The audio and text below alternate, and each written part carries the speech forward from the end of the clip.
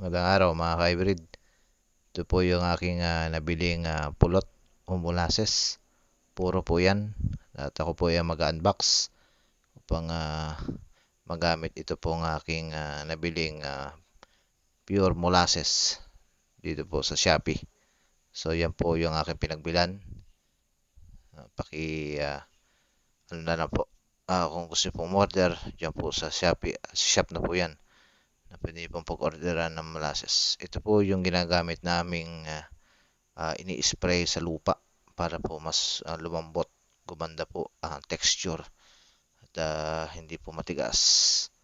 Ang dahilan para po mas maganda po yung quality ng lupa na pagka kayo po ay mag-i-spray ng ganitong klaseng molasses. So, pwede rin po yung bioenzyme. So, pero ito po yung sinubukan naman namin na i-spray itong molasses.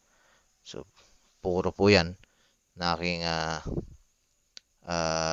nabili kada isang timpla ng lata. Yan po. Isang lata po ng sardinas para po sa 16 liters na knapsack sprayer na kayo po ay mag-spray. Yan po. Good for 1 hectare na po yan mga ka-hybrid. Yan po 1 liter na pure molasses. Gagamitin ko rin po ito sa mga tanim kong mga gulay, mga namumunga, katulad ng mga ampalaya, okra, at iba pa. Talong. Yan. So, mag-inam din po ito sa mga, kung kayo po ay nagtatanim ng mulberries.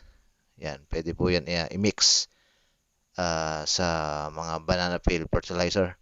So, i-mix nyo po doon at i-demo din natin yon yung paggawa po ng banana peel fertilizer kasama po ng pulot at may probiotics. Yan po mga ka-hybrid. 1 liter. Yan po yung aking nabili. Good for 1 hectare na po yan mga ka-hybrid. Pero dahil dyan ay ito pong binili ko na to ay gagamitin ko po ito sa mga gulay kong tanim. So yan lang po mga ka-hybrid. Munti kong tip para po kung gusto niyo pong umorder, yan po sa Shopee na aking ilalagay po dyan. Maraming salamat po. Ingat po at God bless.